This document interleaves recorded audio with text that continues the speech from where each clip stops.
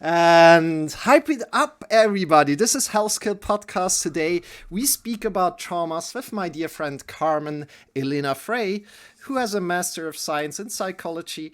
He, she just finished her, can I say it? She just finished her Master Thesis there. And so, congratulations again. And I'm very excited. She's also a yoga teacher. Next to that, she's a psychologist. And I'm really happy to have you today. How are you doing, Carmen, today? How is your day going? Oh, thank you very much for your introduction. I'm very happy to be here. Finally, after so many episodes of your great podcast, I'm honored to be here. My day is going not as planned. I'm feeling a little bit like a sore throat and everything, but so thanks to all of our technical equipment, we still managed to get the podcast going. Nevertheless, Corona safe. So yeah, I'm very excited to be here. Great. Thank you so much. It's my pleasure to have you. So, can you mute yourself again? Because it's a little bit strange to hear myself speak as well. Good. We're starting with a little centering practice, as we always do right now. So I'll invite you, Carmen, and everybody who's listening in right now, everybody who's here, to find a great sit and connect your sitting bones to whatever you're sitting on right now, to your chair, and feel how your feet are rooted into the ground. And from there, take a deep breath into your belly, into your chest, connecting with your own body today. You might want to close your eyes for a moment, wherever you're listening, if you're listening in a train, or if you're listening on the go. Of course, don't close your eyes if you're driving a car. And from there, we connect with the listeners, we connect with each other. Take one more deep breath in to your belly, into your chest. And then slowly come out of it again. Your time, opening up your eyes again. So, let's start this podcast up slowly. Dear Carmen, can you tell us a bit about your journey into yoga, of course, because you're a yoga teacher and we're all about yoga here, and into psychology? Well, where should I start? So maybe let's start with the yoga pathway. Let's put it like that.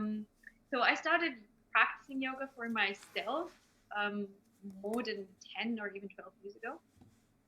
And it was actually quite a funny coincidence because I did not really know anything about yoga. I was not into that community or anything. Much the opposite, I would say. So I was really all about going out and partying and everything. So and then one day I discovered this little book. So my dad was cleaning up our house and like was sorting out a lot of old books and stuff. So and then one day I come across this little red book that says Hatha Yoga, and I was like, well, what's that? I have no clue. So I just opened it up, and it was written in Hindi. So I did not even understand a single word. And I just saw those like asana poses.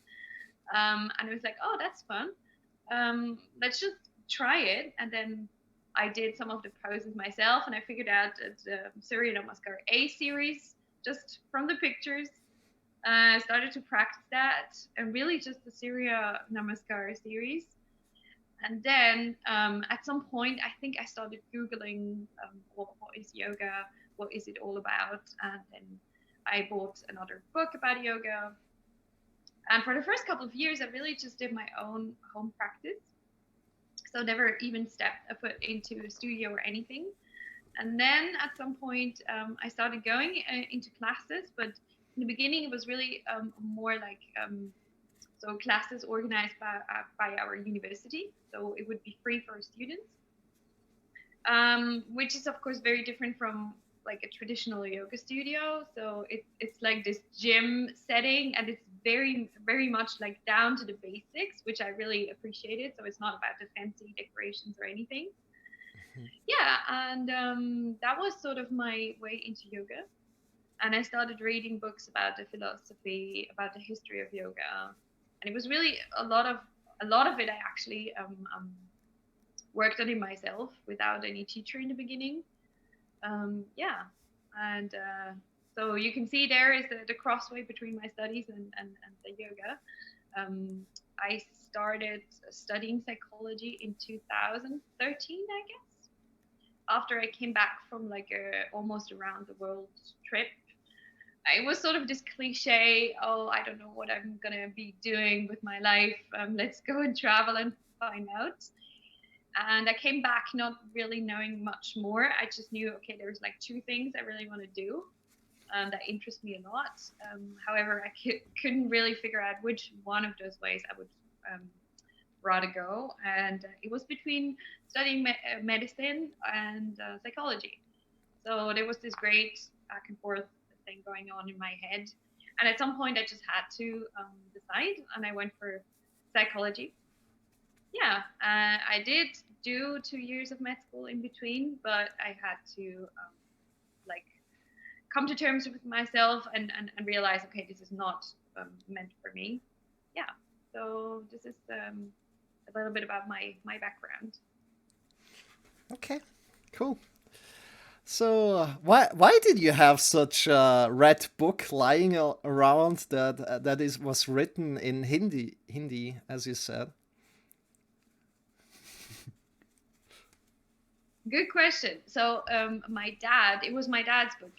And he apparently, so I knew that he was traveling around India when he was young. So he's born in the 50s. And so he was within those, like this generation, the 60s, the 70s, going to India was like part of the, you have to do this to be cool, I figured.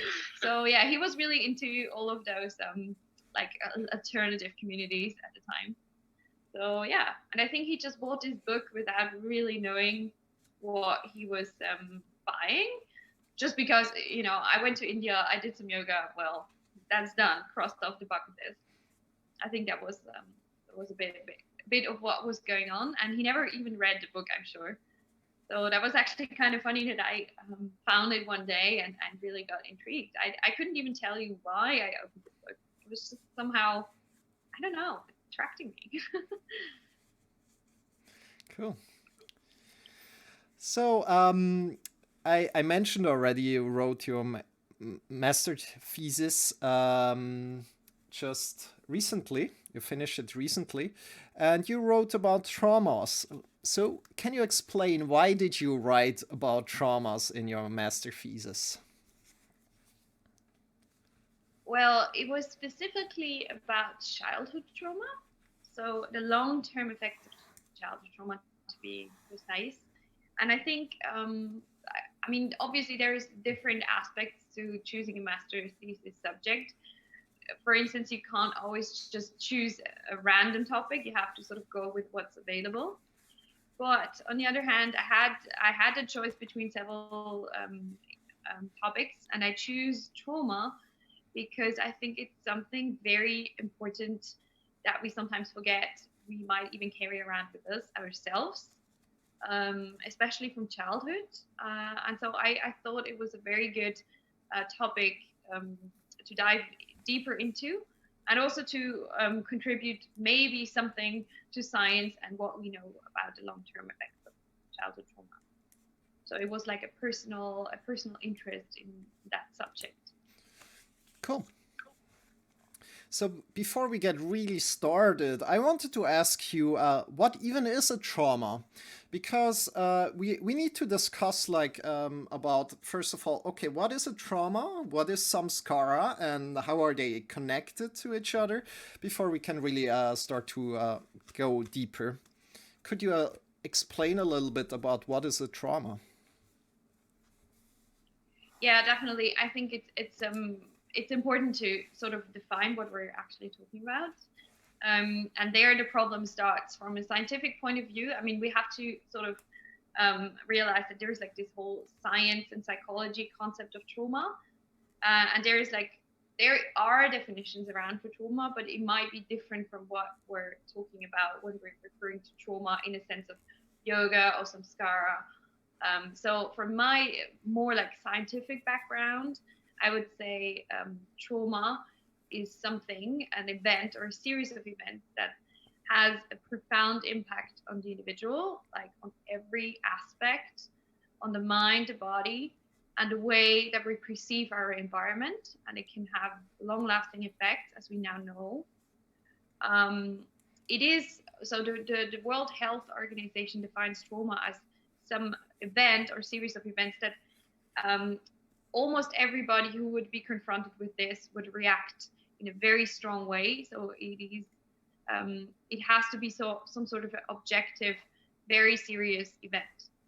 And then on the other side, when we're talking about trauma more in a broader context, I would say it is something that changes the way that we perceive our environment and ourselves. Great. So before we little question in there: is trauma always something in the past? So just to get that out of my head, because it needs to be so it needs to be past already to be able to label it, that you can label it as trauma. So it needs to be in the past, right? Is that correct? Or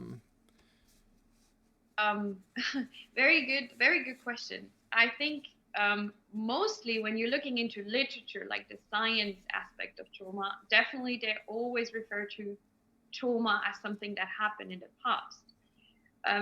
Probably this has to do with research that has to look back at something. I mean, it would be very difficult to study a person or an individual who is experiencing something in that very moment, which would also be ethically a bit problematic, because they would probably not realize what they're doing.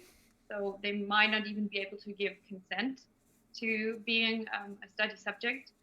So from that point of view, definitely trauma is something that happened in the past. But when we're going away from the scientific point of view, I think there is no clear definition on if trauma has to be in the past. I think if we're very aware of what's happening with us, we might even be able to realize, okay, this situation where I'm in right now is having such a profound impact on my life that I could consider it to be a traumatic event ongoing. So there is no, I think, no criteria that says trauma cannot be something in the present. Okay, thank you. So, are you familiar with the term samskara? Do you kind of like know that term?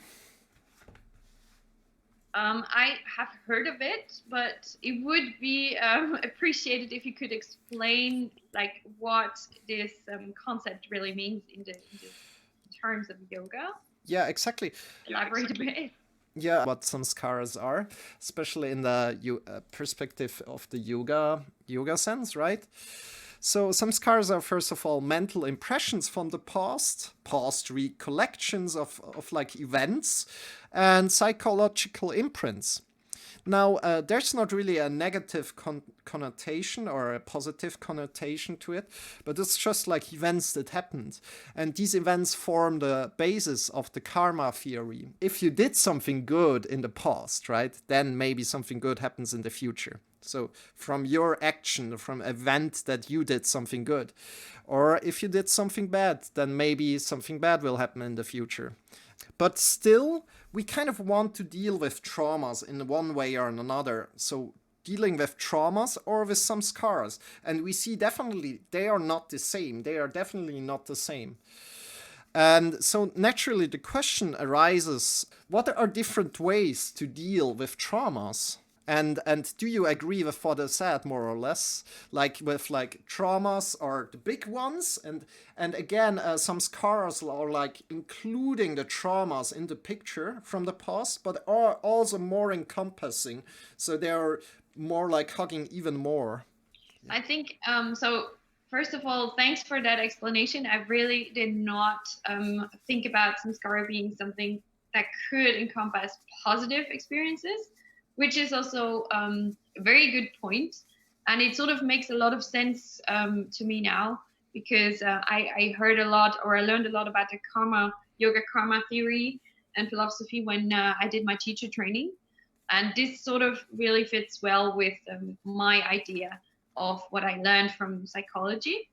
So it definitely, there are like even biological or neurological correlates of what we experience and how that might shape our future. So I think that's a very important aspect.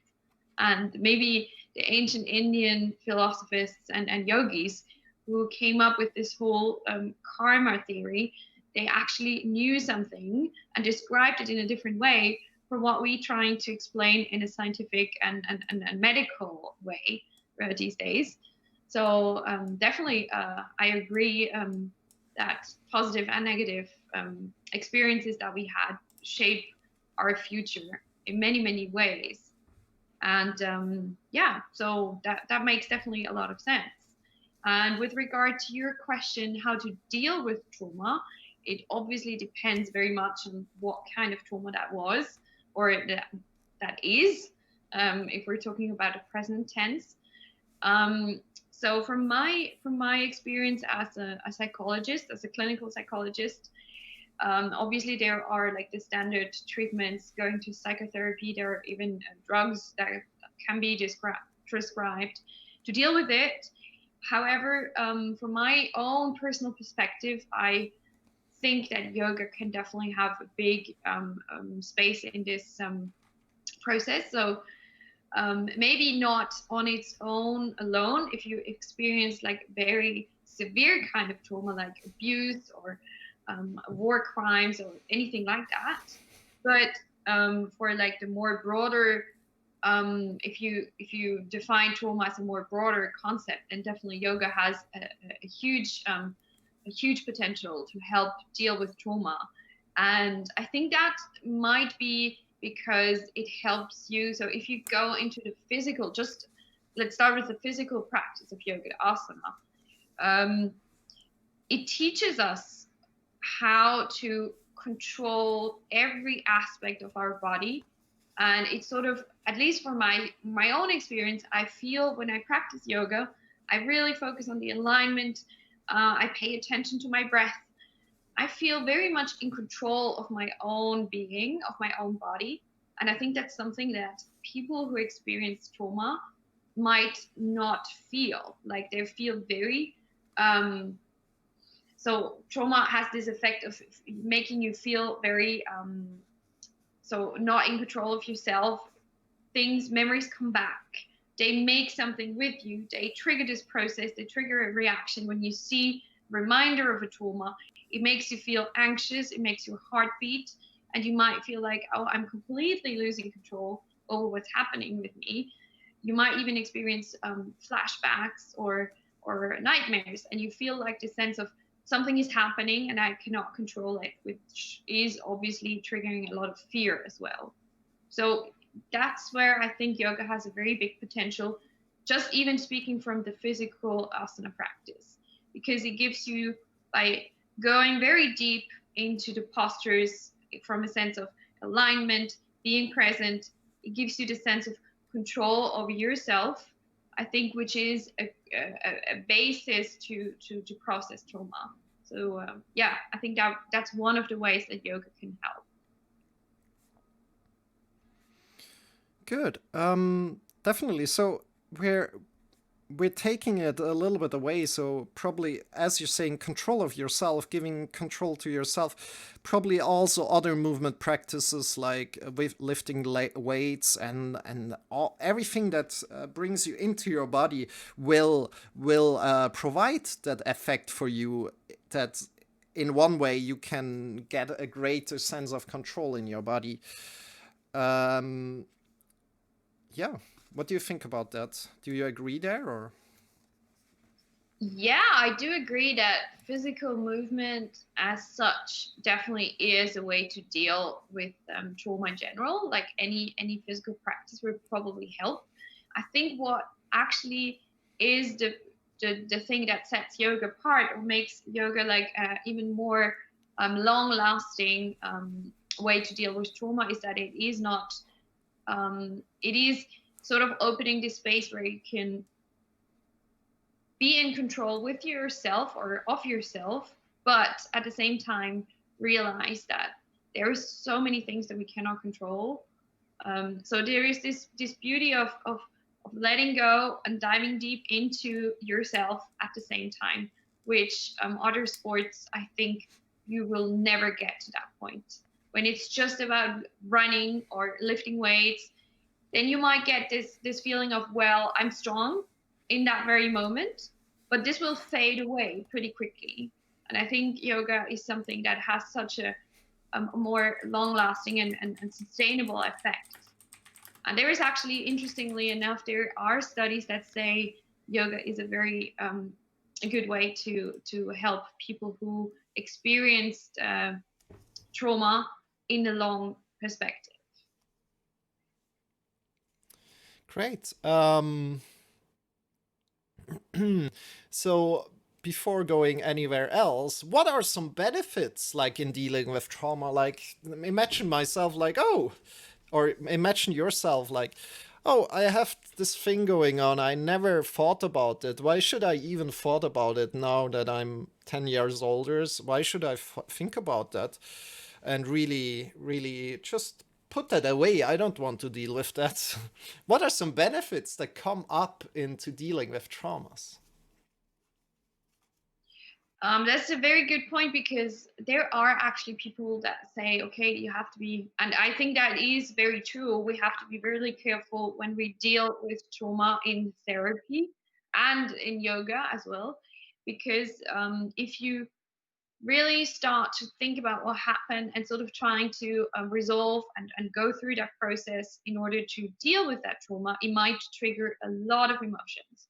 It might sort of re-traumatize yourself if you're starting to talk about it, let's say to a therapist or even to a friend. If you've never talked about that experience before, that might be a very strong trigger. So we have to be careful, but I think there are a lot of benefits in the long term if you face those fears that come up, if you even start to think about it. Because if there's something around that triggers an intense reaction, if you just think about it, or if there's something that reminds you about it, that's a very good indicator that there is something that you need to, one way or the other, deal with. Because if you don't, I think it is very, very likely that at some point in your life, it will come back in whatever shape or form.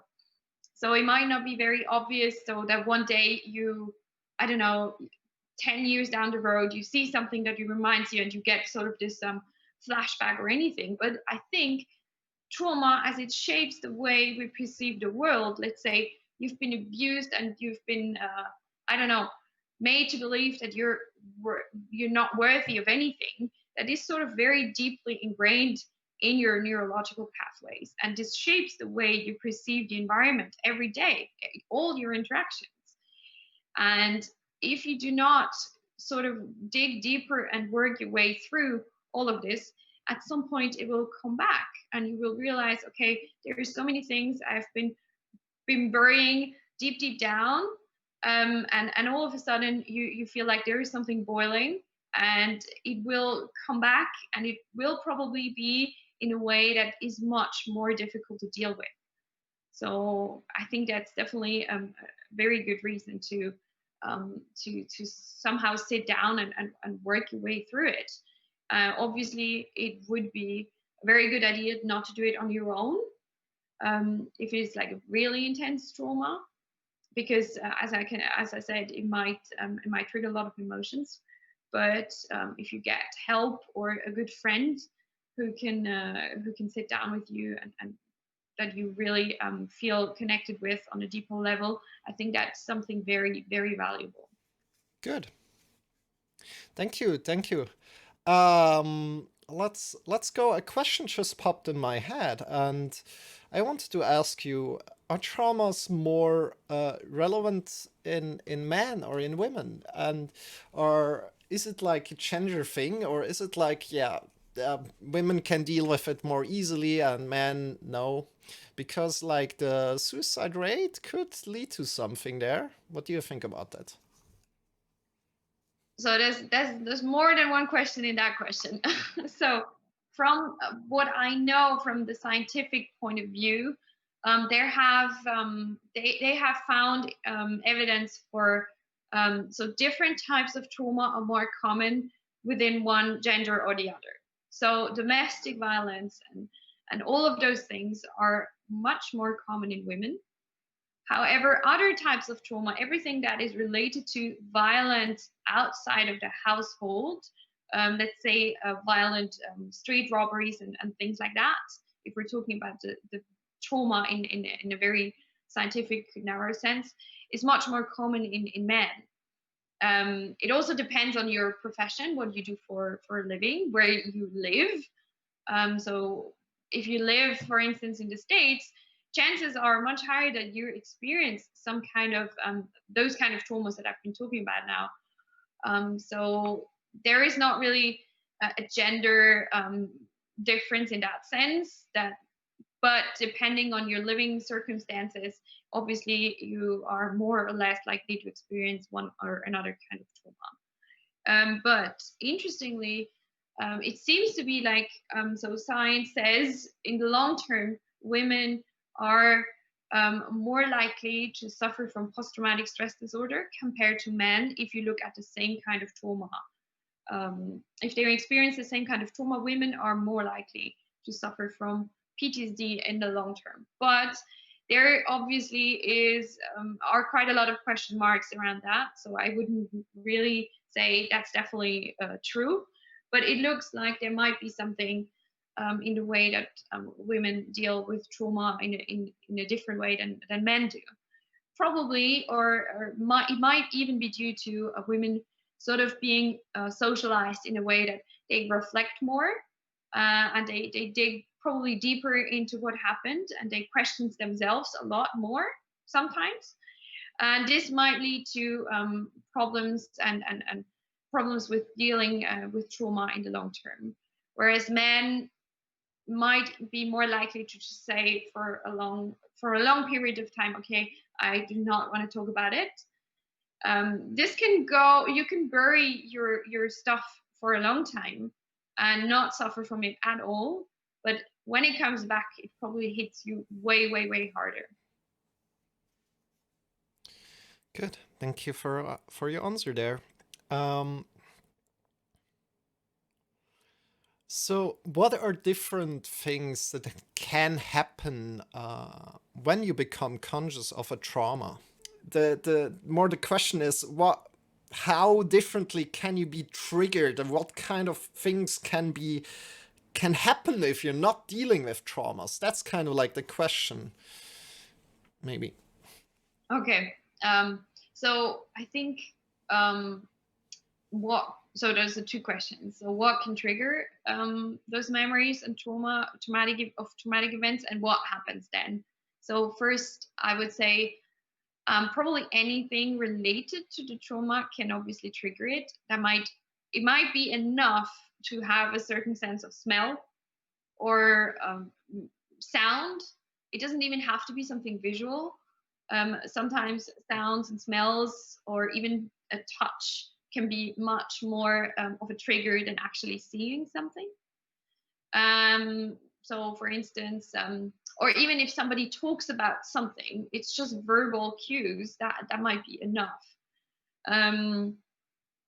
So, and if that happens, if you feel like, okay, this is something that sets me off deep down, you might feel your heart racing. So there is a lot of physical things going on in the first sort of triggering phase, very, very much down to physical aspects. And actually, when we become conscious of, okay, this triggers me, what we actually realize is my body responds to that. It's not even just consciously, okay, I know I had this experience and it was terrifying for me. It is more that we become aware of our body's reaction to what we just heard or what we just seen. And then we start to think about, okay, why did this set me off so much? So we actually interpret a lot of what we're experiencing is interpreting the signs of our body reacting to something. And this might take a long time to figure out why and how my body responds to certain things. And then if you do become conscious of, okay, there is something I need to work on something terrifying that happened to me, I think it might initially actually sort of exposes you to what happened. If you start to really think about it and try to maybe reconstruct what happened, then it might be very, very intense. So this is why I said it's probably better if you get professional help or the help and support of a really close friend or family member. But I think in the long term, it's definitely the better way to go, because trauma, as I said, it shapes your entire perception of your environment, your relationships. And if you do not work on that, someday you will realize, okay, something that happened in my life like 20 years ago shaped so many things, and now I am deeply stuck into that way of how I perceive the world. Maybe I am very, very suspicious of everybody. Like I do not want to come closer to anybody in an intimate relationship. I always back off because I feel threatened. I feel insecure because something happened to me.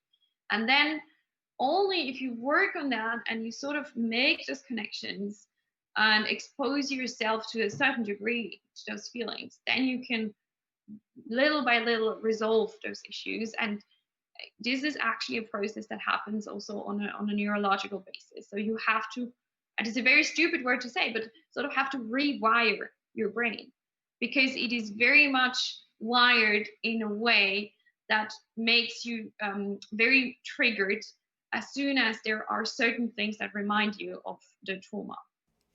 Yeah. Good. So another question came up right now as we're kind of like speaking with each other. We're just speaking about trauma. And of course, there's a negative connotation to that. And where if somebody now works on her own, or his own, if he only or she only connects with the negative all the time, then one might become very, very much pessimistic in one way. So not only connecting with the negative and seeing not the positive in one's life anymore is like also a big danger of what could happen. Yeah, what could happen then there. And yeah, that's not really a solution to only connect with trauma. What do you think about that thought? I definitely could not agree more with you. So just as an example, maybe from psychotherapy, you always have to not only look at the negative, but big part of any psychotherapy would be to look at the patient's resources. Like what do they bring as a human being? What are their strong points, their qualities? Where do they feel like, okay, this resonates with me? When I do this and that, I feel really good. I feel connected with myself. Or maybe some skills that they have that you can work on. Because, as you said, if you only work with the negative, then there is this imbalance happening even more. And this cannot be the goal. So anytime you're working with people in psychotherapy, and I think this is true for any kind of disease, of any kind of mental disease, you're not only working on, let's say, the pathological things, but you should be working on the qualities and the resources. Where does that human being get their like sort of life energy back? And maybe this relates to yoga in a very beautiful way when we're talking about prana. like the life force, the life energy. Where do I replenish? Where do I feel in touch with myself? So, and if you're working on trauma and you're working on that patient's resources, um, if you put those two things together, I think this is where the process can really be fruitful in the long run, because then they learn, okay, there is not only negative things, because we tend to, if we're very much stuck in a place, we tend to see everything in a very negative way. And there is a lot of technical terms to explain that as a psychologist, but I think everybody knows what I'm talking about. There are those days where you just feel like everything is really, really bad and dark. This is normal, but some people, especially who experience trauma, they might only see the world through these eyes. And it is very common in people who experience relationship related traumas that they have this impression, okay, everything is my fault. And they sort of ingrain this into their way of thinking. And it takes a lot of effort, a lot of effort to sort of work your way to a more balanced view of the world. Like, okay, obviously there are negative things, but there is always also something positive. And to learn or to make them see the positive things in everything, that's a huge part of psychotherapy, and might be the most crucial part at the end of the day. Towards mental health, just mental health right now. If somebody likes to improve their mental health, what would you recommend them? Whoa, okay, that's a big question. I would say I cannot answer this in a very general. It depends on the individual. Obviously, I cannot say, okay, this is a recipe for everybody. But if there are like the most generic things you could maybe do to improve your health, your mental health, is actually a lot of things that the yogic way offers you, and it might just, you know, expanding this sort of this yogic pathway beyond the actual yoga and into everything. So I think a lot of those concepts are really valuable tools that we can use these days to improve our mental health, which includes silent times with yourself. Meditation practice is definitely something that I would recommend, even though it might be one of the toughest or hardest things to actually stick to. And while we're talking about sticking to something, establishing routines is definitely a very good way to improve your mental health. But especially for those people who are struggling with mental health problems, it might be very, very difficult to stick or sort of establish a routine, which is also one of the problems that they experience. In general, I think it is, we all know what helps us improve our mental health, but it is more the question is, are we really doing it? I think in theory everybody knows eating healthy, exercising regularly, having a close circle of friends whom you're trusting, going out into nature, I think we all know that, but are we really doing it? This is the question, I think. And I think one more crucial thing is to for like true mental health and well-being, if we're just, it is a difference between, are we, is there illness or no illness, or are we actually happy? So there is this actually very interesting conversation also going on in science. What is health? There is different ways to define health. Is it the absence of disease, or is it more like a true sense of happiness? And can I work on my dreams? Can I work on my goals? So there is different aspects to it.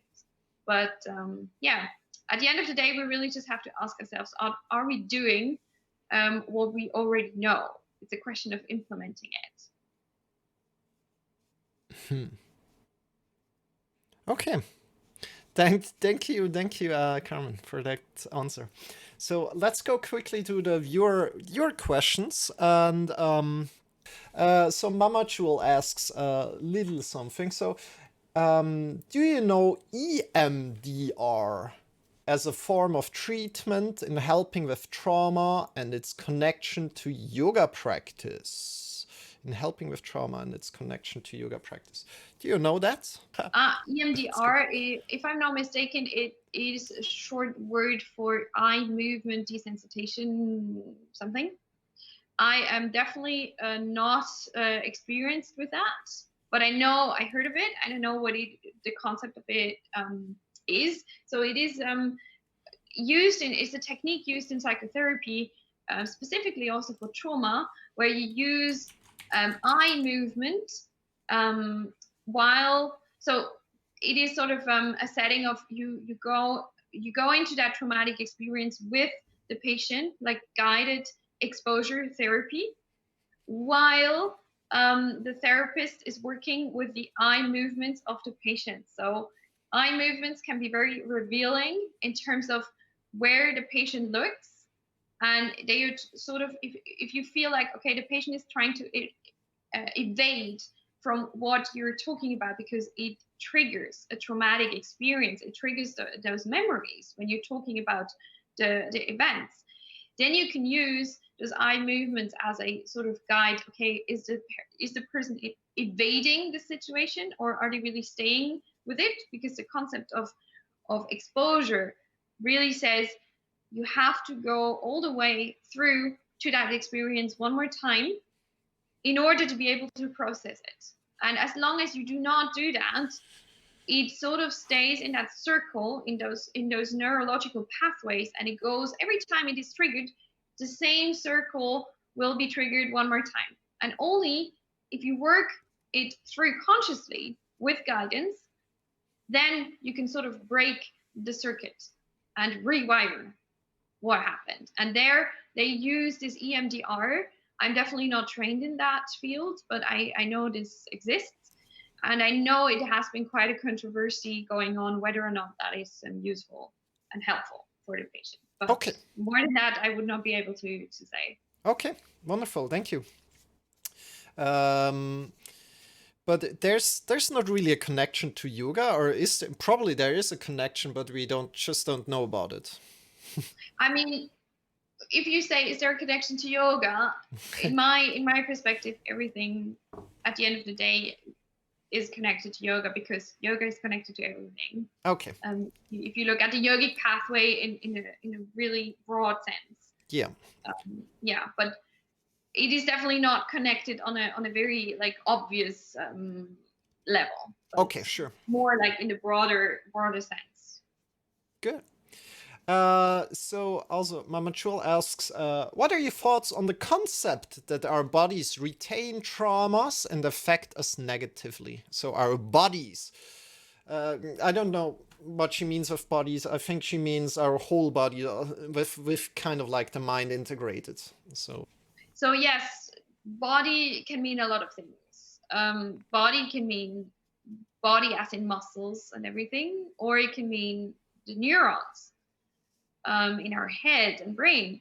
So speaking from the body perspective, so muscles and everything, I think it might very well be that in the moment of a traumatic event, depending on the traumatic event itself, it definitely can happen that, let's say you're being attacked. Let's take that for an example. You're being attacked in the street by, I don't know, a violent robber who wants to take away your phone and money and whatever. And it is definitely possible that those kind of movements that you do, like you sort of tense up or back off, that those kinds of movement, because the movement is always connected to a neural impulse. And those kinds of movement that you do in that very moment, they sort of get ingrained into, via the neurological pathway, get ingrained into your physical being. So there are new pathways being formed. And this is definitely something very interesting that you can work on in therapy. And this is also where I wanted to make the bridge with the asana practice, because this is where you can sort of work with those memories, those physical memories of your body, and get back in control over your movements. and get that feeling, okay, I am the one who is controlling my movement, and it is not something from the outside that triggers me, and all of a sudden I feel like, oh, I'm in this hunched position, I'm in this scared position again. So definitely there is a connection to the body. And if we're talking more about the mind connections, obviously everything that we do, think, or that is being triggered when we're thinking about trauma, there is a neurological correlate for it. So every moment that we learn something new, neurons are formed and connected. And this is very true also for traumatic events. So this is what I've been talking about before. A traumatic event is nothing more at the end of the day than neurons that sort of rewire with each other. And once those are so the difference between something else that we learn, let's say we read a book and we learn, okay, the king of blah, blah, blah has lived from, I don't know, 8040 to 8050. This is just a very different kind of connection. It's a very unstable connection. If you don't use this knowledge every day, you will forget it. However, if you experience a traumatic event, what happens is that the physical reaction to this is so strong because it is something vitally, something vital that may be dangerous to you. Your body reacts in such a strong way, releasing a lot of neurotransmitters that provoke this connection, which is formed in that very moment, to be so strong that it takes sometimes years to be able to detangle it and to sort of break that circuit. Wonderful. So thank you so much for that answer. It was really, really interesting to hear about that. Next to that, we have another question from PumpkinPanda, who asks, can trauma leave effects on us without us being aware? And if we are not aware, how can we work on it? Yeah, very, very good question. I think definitely it is possible that even if you're not aware of trauma that happened to you, that they affect you. However, working on them without you being conscious of it, that's very hard. I do not see how this could work.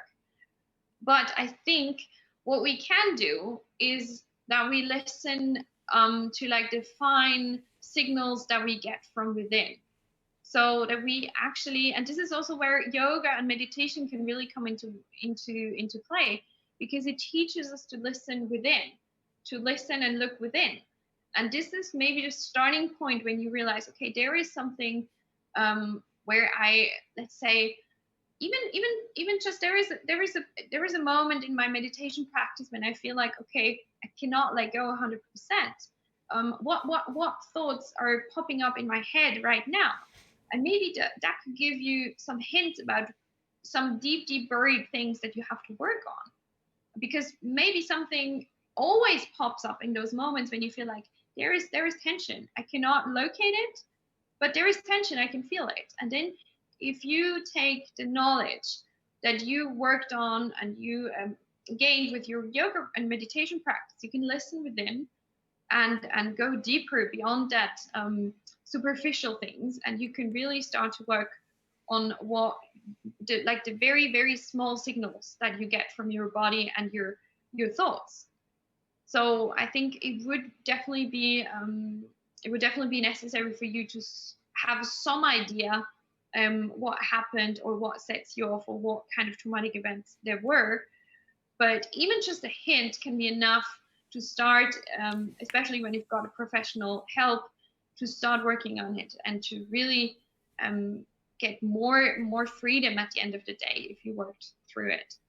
Yeah, so wonderful. I would like to add to it, to to just trust also in the meditation practice. Yeah, as you said, the meditation practice, and of course with time you can take it more consciously head on if you like to. But again, we're speaking also about traumas. We mustn't speak about only about traumas. We need to find a more general term. In my case, or at least from my thought, like speaking about samskaras would make more sense, as we are kind of incorporating the good and the bad into it, and at least from my point of view. And other than that, your answer is perfectly great, I think. So I don't want to undermine your answer, but I kind of like just want to say, yeah, we need to incorporate the whole the samskara into it instead of just traumas. So, yeah. If I could just add to that one little final remark on that, I think it's very important what you just said. We've been talking a lot about trauma in a very negative way. This is one way to look at past experiences. There are negative ones, but definitely the same goes for positive ones. The same goes for, wow, okay, there is something I feel like this gives me such a lot of energy and good energy. What is it? Where are my qualities? Where are the things that make me happy, truly happy? Where do I feel at peace? And this is the same process of listening inward goes for the positive things that happen to us. And I think if you experience very profoundly positive things, let's say in relationships with friends or family or romantic partners, this sort of gets ingrained into your mind and in your body in the same way. I think if you've ever had this experience of you love somebody and they have a particular perfume or sense of smell, and you smell that very perfume somewhere else, you will have this very positive emotions and warm feeling that arises whenever you sense that smell. So this is sort of the opposite. And I think as everything in life, we need to incorporate the light and the dark. It makes us who we are, both of them. Is there a word like for that, other than, you know what I mean, like traumas? There's a word for it, but is there a word for like profoundly positive events in the past? Oh, that's a very, very difficult question. There is not one word that pops into my mind right now, but I think I would call it like key experiences. Some experiences that shape your understanding of yourself. And this can be the same as for trauma. Sometimes you might only realize that the value of those moments way back. So like 10 years later, you realize, okay, this was a moment when I felt a certain way. It just gave me so much, and it takes you a lot of time to realize that. But it's a very good question. I have to maybe look into literature if there is one word that actually defines that. Would be good to know. Yeah, definitely reach out to me so I know that as well, because I think probably there isn't a word, or maybe there is, and just maybe it's not in our language or something like that, which probably is the case, definitely. Somewhere is the word.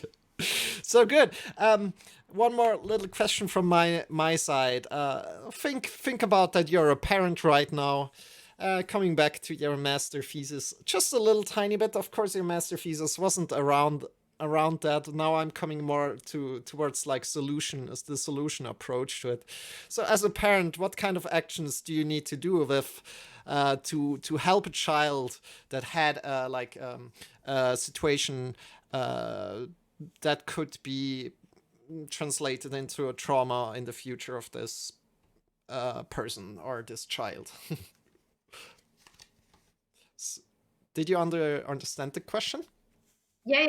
I think the one single most important thing for a child in any kind of situation is the fact that they know that they can come and speak about everything, no matter what happened. And I think this is the most valuable things that we can give our children. Being there, listening to them, not forcing ourselves upon them in the sense of, oh, I know there's something bothering you, tell me, but just sort of giving them the feeling of, I'm always here, you can always come to me, and I won't judge you. I think a lot of times children who experience trauma, they feel so insecure that they feel like, okay, if I go and talk about it, it might even be the case that I'm going to be the one who's being like sort of, okay, maybe they're going to say it's my fault. And so if we as parents give them the feeling of security and an absolute, like, you can trust me, I won't blame you, then they can really open up. And this is the beginning of any kind of process of working through a trauma. So letting them know that they can always come and they won't be judged. So kind of like the parents are making therapy in one way. And yeah, so thank you so much. Thank you so much, Carmen, for this podcast that we had together. So I wanted to ask you, where can people find you, especially as people are maybe listening in right now online? Where can people find you online? So online, mostly it's Instagram for now, but there is not a lot of psychology stuff on there. It's mostly me being outside in nature or cooking, two things that I found deeply therapeutic for myself, or doing yoga. But yeah, definitely it's at La Filou. Maybe you can post it afterwards in the chat or something. Yep. Yeah, but if anybody has any more questions or anything, I would be happy to get your messages. You can definitely always just text me on Instagram and I will get back to you if you have any questions about anything. Yeah. Wonderful. Thank you so much for that. So this was Health Skill Podcast. Next week, we have the wonderful Glenda here, who will sing with us some mantras, but probably not just singing, but we also will be talking about mantras quite a lot. I'm super excited for that. Next to that, tune in live at www.moment.yoga/live. We are available on all podcast platforms. This was Health Skill Podcast. We are leveling up your health skill.